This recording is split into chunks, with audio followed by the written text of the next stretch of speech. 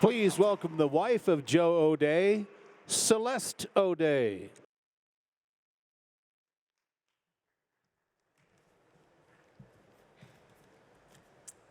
Thank you, Western Conservative Summit, for having Joe and I here today. I'm Celeste O'Dea, and it's an honor to tell you about my husband. Joe and I have over 40 years of stories together, but there's one simple act that touched my heart and changed my life. It was on one of our first dates when we were given tickets to a Bronco game. It was late season, which we accepted these gladly despite the frigid cold forecast. We didn't have 2 nickels back then, but we decided to splurge on a bag of peanuts and approached the street vendor just outside the old Mile High Stadium. As Joe took his change, he noticed the elderly man was shivering and wasn't wearing any gloves. Without batting an eye, he took off his wool mitts and handed them to him, saying, "You need these more than I do." I knew at the moment that that was the guy. This is a man of principle, of faith, and a man who walks the walk. And Joe's more than just a heart. He's one tough guy. He's resilient, he's determined. Joe was adopted at birth. He started working at a young age. He promoted himself from dishwasher to carpenter to starting his own construction company before he was 25, a business that eventually grew into the incredible success it is today. Joe's story exemplifies the best of America. Joe is running because he has a servant's heart. He is hard work, grit, and fight. But Joe is also running because he knows America needs a leader who will take the fight to Bennett and to Biden and the far-left radicals dismantling this country we love. Here's the exciting part. Joe's story, Joe's fight is uniting a massive coalition. It's Trump-loving conservatives, it's the GOP establishment, it's the fiscally conservative independents, it's moms and parents who are angry about their kids' school, it's small businesses, retirees, police unions, our military, farmers, oil and gas, and even disaffected Democrats. All are rallying around that guy who gave away his gloves and stole my heart all those years ago. We all may not agree on every issue, but what unites us is this. We love this country, and Joe O'Dea has the fighting spirit to help take it back. Thank you. From up here, life seems simpler, easier, free. From up here, it's easy to put your mind at ease and forget how divided we've become. Down here, America's struggling and moving in the wrong direction. Our government's buried in debt. Our streets are overrun by homelessness and crime. We dishonor the men and women who protect us. You should know better. Our leaders lack purpose. Our leaders are extreme and weak. It's time for America to stop surrendering to weak impulses, partisanship, resentment, retreat, and aspire to be our best again. Bold, forgiving, strong. That's the America I was raised to love. My dad, he was a Denver cop. He started the Mounted Patrol. And my mom, she kept us in line. I started a construction company when I was at Colorado State. I dropped out to run that company. It's provided for my family and a lot of others. What made America strong through all these years is what we need to focus on right now. Hard work, shared sacrifice, and the sweat equity of the American middle class. We can rebuild by getting Washington focused on working Americans. Lower taxes, less regulation, and an economic recovery that benefits working people. We rebuild by getting control of spending, attacking the debt, and ending the big government failures that cause inflation and decline. We rebuild by strengthening our resolve overseas, by protecting our neighborhoods from crime, by honoring our military, our first responders, our police, and by supporting them in their work every single day. I'm Joe O'Dea, and I'm running for the United States Senate. Every generation in this country has faced a great challenge. This is ours. Our moment is now. Let's rebuild.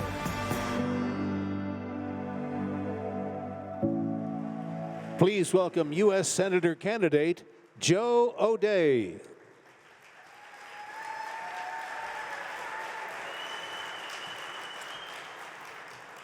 It's an honor to be here. To Jeff Hunt and all of you, thank you. And Celeste, I love you. You're my rock. As Celeste said, faith and service are an important part of our story.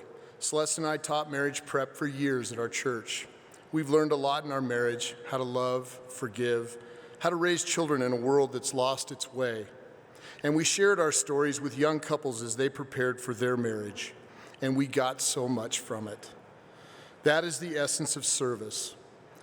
Those giving are the ones who benefit the most. One of the reasons our country is struggling is because our commitment to faith and service aren't what they used to be.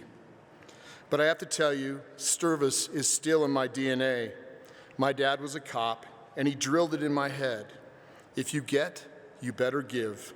And that's why I'm here today. I'm running for the U.S. Senate because I love our country, and I'm worried about the direction that it's headed. Our government is broken, but I still believe in the people. We, the people, can turn this around. We can send a message to Biden and the Democrats. We have had enough.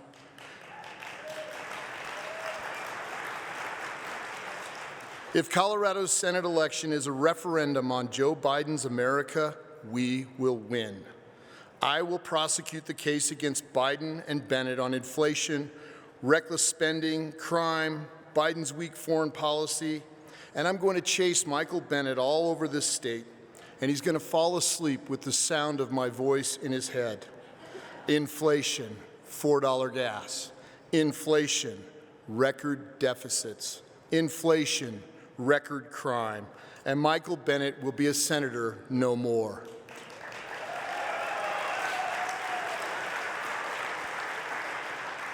We are building a coalition to beat Bennett. It includes grassroots conservatives like John Caldera, the citizens who took back Aurora from the liberals, Second Amendment champions like Laura Carno, conservative leaders like Bill Owens, Hank Brown, Mark Hillman, independent moms angry at our schools, a coalition of thousands of oil and gas workers, the Denver Police Union, Donald Trump's U.S. Attorney, and independents and working-class Democrats across this state. All are on Team O'Day, and I am truly humbled. But when you have a coalition as big as this, everyone won't agree on everything.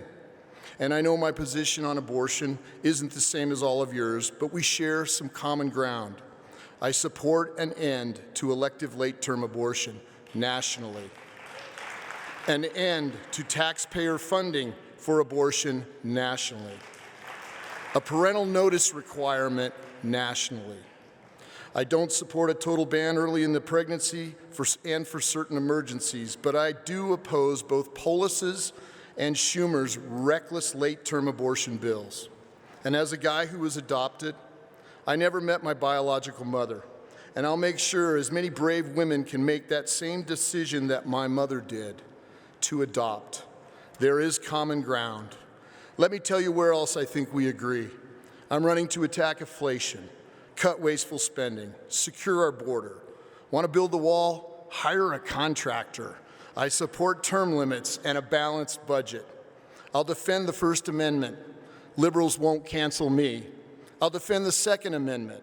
Every one of us has a God-given right to defend our families and our homes. I'll vote to confirm conservative judges. I will support Israel. I will fight for parental choice in education. And on these issues, conservatives, we are united. I may be an outsider, but I'm a conservative at the core. I'm going to shoot straight with you. Ron Hanks has his finger in the wind. When Ron Hanks ran for Congress in California, he opposed a term limits amendment and supported state government unions. Now he's flip-flopped. In California, he said medical experts should have the power to decide when abortions are legal. Now he opposes abortion, even to save a woman's life. Ron Hanks is a politician, not a leader. Fellow conservatives, a Republican majority in the Senate is vital to the future of this country. We don't need a flip-flopping politician on stage debating Bennett. When I'm your nominee, I'll fight for you, I'll lay it on the line for you, and I'm going to win. So I'm here to ask for your vote. We share a love for this country and a deep burning desire to turn it around. Let's defeat Biden's agenda and get America moving forward again. Thank you. Please welcome back George Brockler.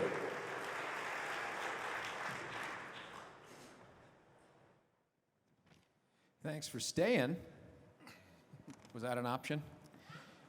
Let me begin, Joe. You'll have heard some of these questions before with Ron Hanks. And the first one is important here because CCU, Colorado Christian University, has strategic priorities, and the big five are supporting the sanctity of life, traditional family values, free markets, limited government, and the original intent of the Constitution. Are you committed to not just supporting, but advancing those principles? Look, I've been a small government guy all my life. 35 years I've been in business. I call it death by a thousand cuts. Every day, some local, state, or federal agency finds a way to make me do more paperwork. It doesn't improve my life at all. I'm a small government guy. I'll help support safety. I'll help support our military, and I'll help us support individual decision. That's what's important to Americans right now, and that's what I'll do. Now, you spoke a little bit about this, but I want to ask you the same question I asked Ron. And you're a Catholic. I'm a Catholic. Wouldn't you like to be a Catholic too? When does life begin, and when should the government get involved in protecting that right to life? Look, I believe that decision is between a person and their God, not me. That's not what government is designed to do. They shouldn't be in the middle of that decision. And so I laid out my points on where I'm at, and I'm not going to waver. We have had a spate of school shootings, and it seems uninterrupted since 1999.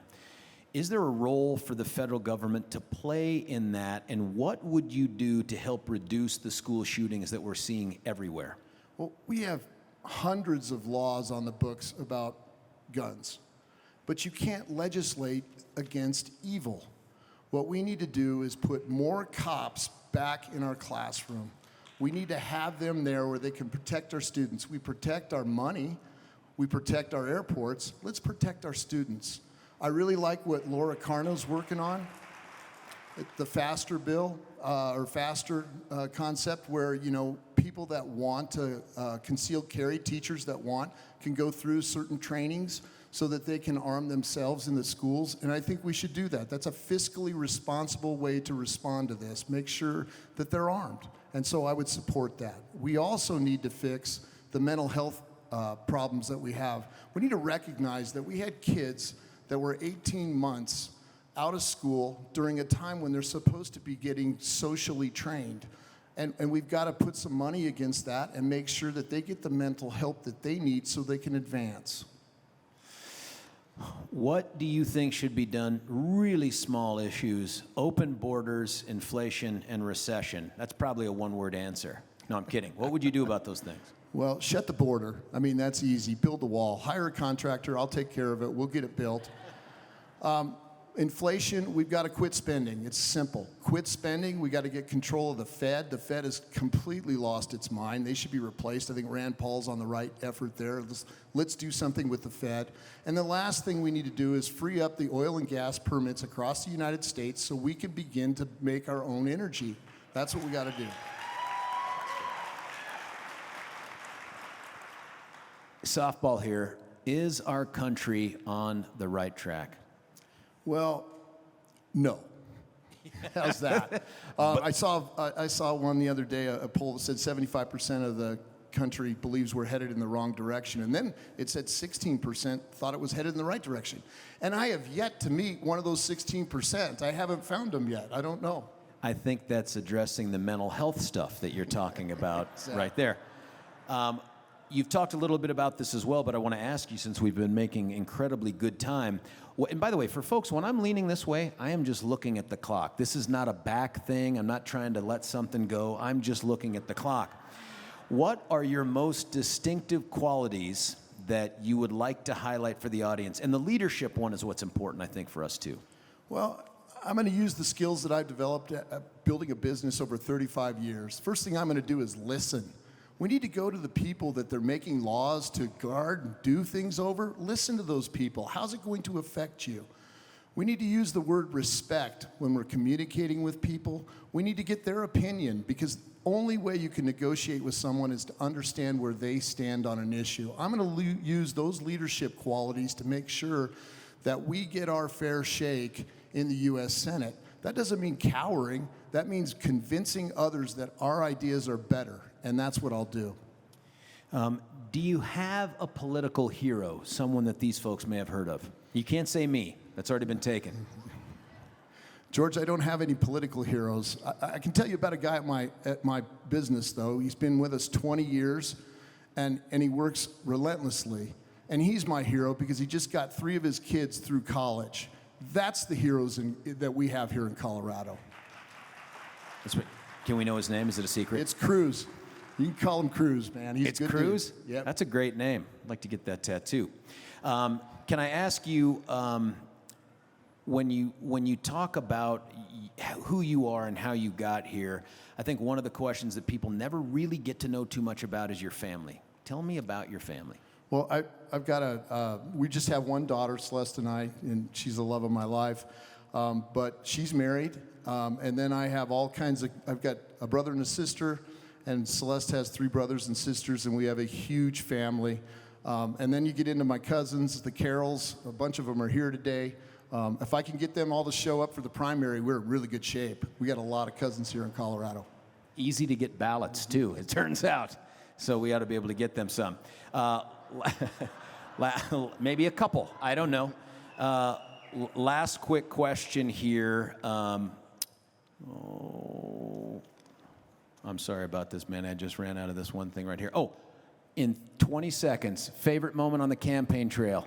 The favorite moment was in Pagosa Springs on a 3-day trip. Very few people there. Guy sitting across me from lunch, and he asked me to hold my hand and say a prayer with me. We said an Our Father, and he said he prayed for me and my family while we were on this journey to take back the U.S. Senate. His name's Perry. He was an outstanding human being. It was my favorite moment on the trip. That was perfect timing. Joe O'Dea, right there. Thank you. Thank you all for having me today.